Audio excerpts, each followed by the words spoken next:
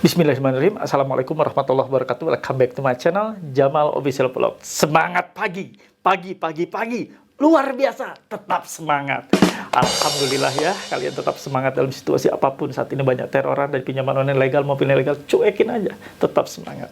Oh ya kawan-kawan, jangan kaget ya. Saya berkostum seperti ini ya, karena ini adalah aktivitas saya sehari-hari ya, di sela-sela aktivitas saya. Ya, kebetulan saat ini saya lagi ada di luar kota, jadi saya nggak ada di studio ya. Jadi sedang bener-bener urgent. Jadi saya tetap akan memberikan pencerahan dan semangat buat kalian semua. Di sela kesibukan apapun, saya tetap hadir membersamai kalian semua.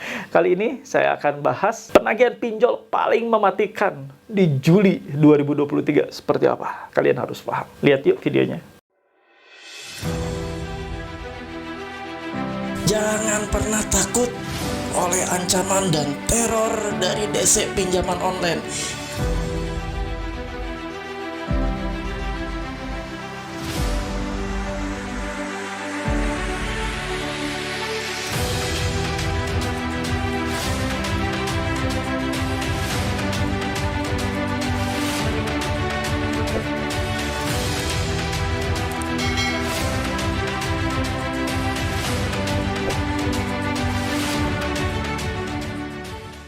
Alhamdulillah teman-teman, bertemu kembali dengan channel ini yang tetap ada membersamai kalian, setia untuk bersama kalian, kita sama-sama belajar. Walaupun lewat channel YouTube, mudah-mudahan kalian tercerahkan ya, karena hanya satu-satunya channel YouTube yang ada di Indonesia yang bisa menayangkan tayangan YouTube terkait masalah penagihan yang terupdate, penagihan, cara-cara penagihan yang ekstrim, yang barbar, yang membuat kalian takut ciut. Saya akan bawakan buat kalian 3 kali sehari yang bisa tayang di siang, sore, dan malam hari. Silahkan tonton ya, 3 kali sehari. Obat saja diminum bisa menyembuhkan yang sakit, apalagi di video ditonton oleh kalian semua ya. 3 kali sehari bisa menyembuhkan mental kalian yang drop ya. Silahkan. Dan kalian juga bisa bergabung di grup Facebook Paguyuban Membasmi Pinjol Nusantara. Itu adalah wadah yang dibuat oleh YouTube ini, wadah untuk saling sharing korban pinjaman online. Ada 35 lebih member ada di sana, dan silahkan untuk kalian bergabung. Link atau tautannya ada di kolom deskripsi video ini dan di kolom komentar saya sematkan. Insya Allah kalian tergabung kalau kalian menjawab seluruh pertanyaan dan mentaati seluruh aturan. Silahkan ya. Kalian tidak bisa bergabung, artinya kalian tidak menjawab seluruh pertanyaan ataupun tidak mentaati seluruh aturan ketika mau masuk ya. Alhasil kalian pasti ditolak, no debat ya. Oke kawan-kawan, simak saja video kali ini, jangan skip ya, biar tidak ada informasi yang tertinggal. Ini salah satu yang cukup menakutkan bagi siapapun yang menerima hal seperti ini. Ini amat sangat menakutkan dan terasa mematikan ya. Ini terjadi di bulan ini, bulan Juli, di masa penghujung bulan Juli ya, mau tutup buku, ternyata ada DC atau ada pinjol yang melakukan seperti ini. Ya, kita simak seperti apa, lihat saja ya, saya tayangkan dan saya pun ikut bacakan biar kalian semua paham ya. Nah, ini kiriman dari 0856 sekian ya. Ini ngirimnya udah dicoret nih ya. Jika Anda tidak hendak membayar tagihan, kami akan laporkan karena Anda tidak respon dan tidak membayar tagihan, menghindari penagihan yaitu kabur dari penagihan, masuk indikasi penipuan serta pelarian dana perusahaan, penggelapan dana tanpa kode etik pengembalian. Bukti riwayat di sini semua serta mutasi rekening pencairan dari bank. Jika tidak segera Anda respon, Anda akan beralih jadi buronan. Terima kasih. Nah, ya, saya akan kupas buat kalian semua. Jadi, ya, katanya bahwa Anda tidak respon, tidak bayar tagihan, menghindari tagihan, kabur dari penagihan, masuk indikasi penipuan serta pelarian dana perusahaan. Apa yang dilarikan? Dana perusahaan siapa yang dilarikan? Itu cair, bukan dilarikan. Kalau dilarikan seperti ini nih ya. Misalnya ada DC. DC menagih kalian. Ini bukan DC pinjol. Kalau DC pinjol nggak boleh menagih secara cash ke nasabah. Misalnya DC perbankan atau debt collector dari perbankan atau dari leasing. Nagih nih ya. Nagih angsuran nasabahnya. Nasabahnya bayar, dikasih kwitansi sama dia, lalu uangnya diambilkan ya. Dengan rekapan kwitansi yang lembar lainnya kan, kwitansi itu pasti ada 2 rangkap atau 3 rangkap. Nah, dia simpan di tasnya, lalu harusnya itu dimasukkan ke kasir setelah mereka sampai ke kantor ya. Tapi ini digunakan untuk foya-foya, untuk kebutuhan pribadi, untuk pribadi. Itu baru namanya melarikan uang perusahaan, tidak sampai ke kasir, tidak sampai dibayarkan. Itu yang maksudnya pelarian uang perusahaan. Kalau nasabah disebut melarikan uang perusahaan, dari mana ceritanya, Bambang? Anda nggak usah mau ya disebut seperti itu ya. Biarkan akal waras kita lah yang memproses ya. Biarkan mereka yang nggak waras ya, yang seperti itu ya, kawan-kawan ya. Satu lagi dia, sebelum saya ulas ke berikutnya. Nah, di sini masuk indikasi penipuan serta pelarian dana perusahaan ya. Dan dana tanpa kode etik pengembalian. Bukti riwayat di sini semua serta mutasi rekening pencairan dari bank. Jika tidak segera terespon, Anda akan menjadi buronan. Wow, buronan. Ya, mudah sekali mereka mengucap apapun yang dipikir mereka itu akan menakutkan bagi semua nasabah. Mereka berpikir nasabah-nasabah dengan hal seperti ini langsung ciut nyalinya, langsung takut. Padahal nasabah sama sekali tidak ada yang takut.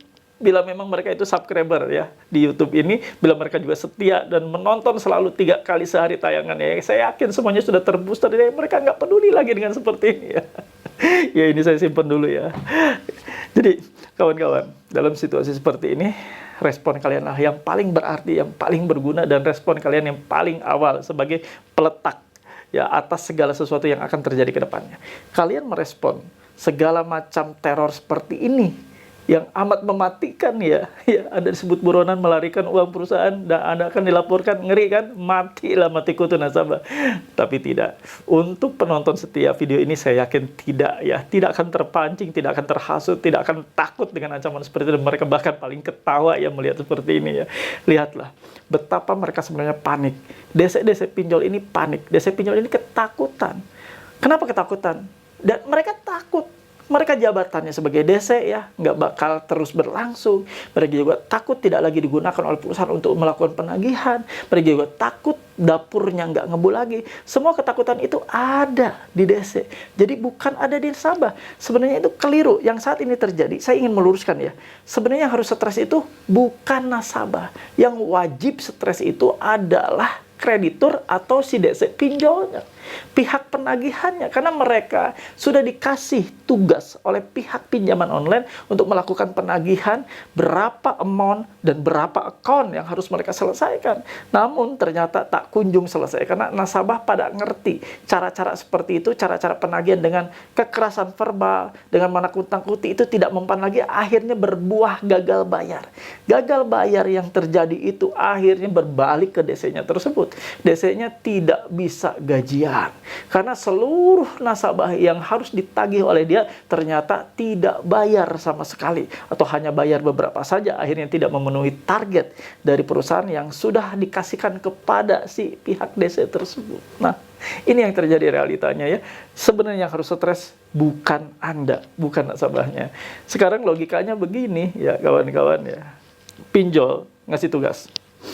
Ini selesaikan. Ada 100 misalnya, 100 nasabah harus diselesaikan. Ternyata semua nasabah yang ditagih oleh dia, entah dengan cara apa menagihnya, nasabah semuanya nggak mau bayar. Alias 0. Jadi yang bayar sampai akhir bulan, dari awal bulan sampai akhir bulan, itu dia ditugaskan dari 100 nasabah itu, tidak ada satupun yang bayar. Logikanya, apakah perusahaan itu akan menggaji karyawan tersebut? Apakah perusahaan itu akan terus-menerus memelihara orang tersebut untuk menugaskan dan ditugaskan kembali untuk menagih? Nggak mungkin kan logikanya. Nah, seperti itu. Sama kalau kalian juga misalnya punya karyawan tapi tidak berhasil satupun pekerjaan yang dituntaskannya, 1 bulan, 2 bulan kemudian, apakah kalian akan mau menggunakannya? Apakah kalian akan tetap mau ya menggunakan karyawan tersebut untuk aset perusahaan Anda? Karena karyawan itu kan aset perusahaan ya. Kalau karyawannya tidak becus, tidak berhasil untuk menyelesaikan target sesuai dengan apa yang kalian targetkan, tentu kalian juga tidak akan mau lagi menggunakannya. Itulah logikanya. Jadi sekarang apa yang harus kalian takutkan? Gagal bayar itu tidak mempengaruhi Anda. Gagal bayar tidak membuat Anda keluar atau dipecat dari pekerjaan saat ini. Gagal bayar tidak membuat Anda lapar. Gagal bayar itu membuat Anda makin sugih, makin enak hidup. Makin kenyang makannya. Anak istri makin terjamin. Anak jajannya makin enak. Anda jajanan apapun, Anda shopping ya ke mall kemana, makin banyak tentengannya. Makin banyak belanjaannya lah. Gagal bayar berdampak kepada mereka. Para DC pinjol nggak bisa gajian. Dapurnya nggak ngebul. Nggak punya lagi insentif. Dipecat auto dari kantor, dari perusahaannya. Itu loh ya. Jadi harus saya luruskan. Anda jangan pernah takut dengan segala macam bentuk ancaman. Apapun yang terjadi saat ini, ancaman hanya via online. Tidak akan pernah menjadi kenyataan. Semua itu hanya via online karena Anda minjamnya online. Pinjol online, beda kan kalau misalnya Anda minjam Bank Emok, coba. Anda akan didatangi terus-menerus. Karena Bank Emok tidak menerapkan online.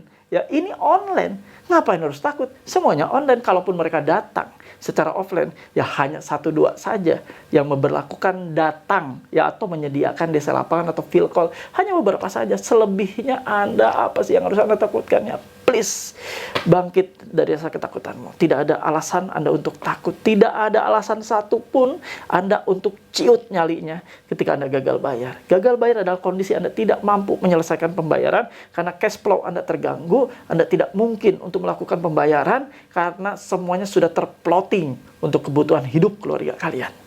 Paham?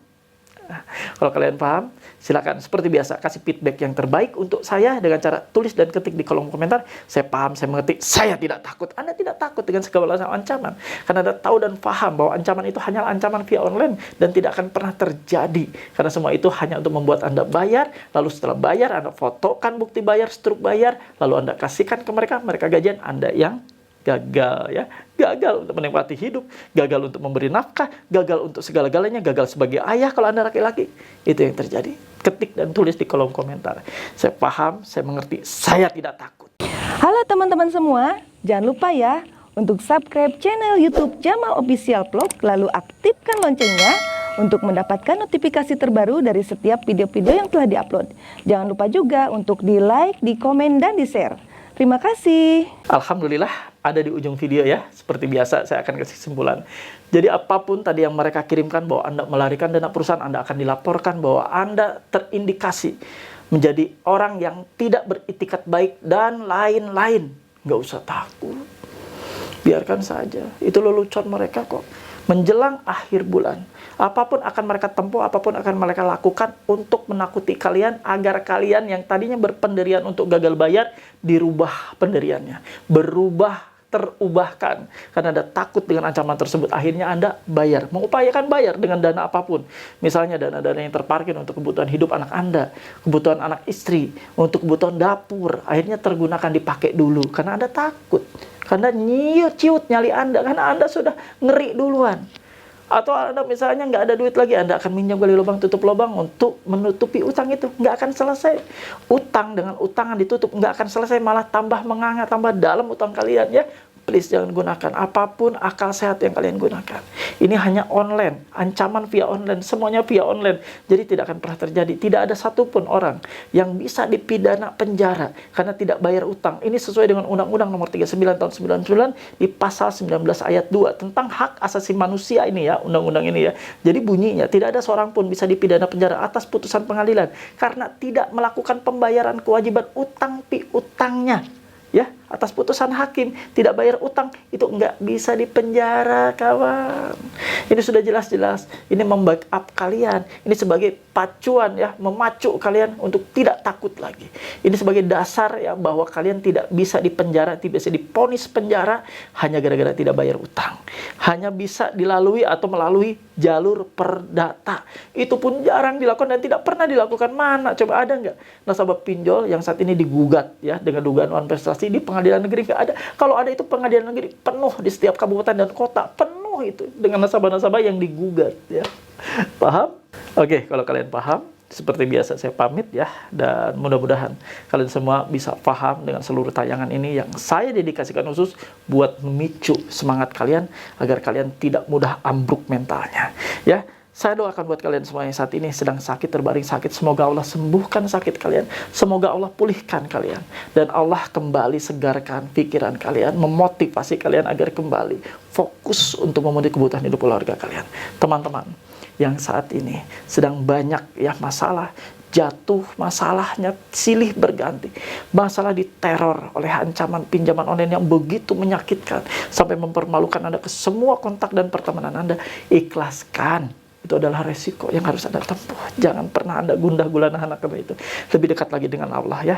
Lebih banyak beribadah dan yakin. Gantungkan harapanmu kepada Allah Subhanahu wa Ta'ala. Karena hanya Allah lah satu-satunya solusi atas hidup kalian. Saya di sini hanya sebagai perantara kalian, memotivasi kalian. Selebihnya kekuatan apapun sumber solusi adalah Allah Subhanahu wa Ta'ala.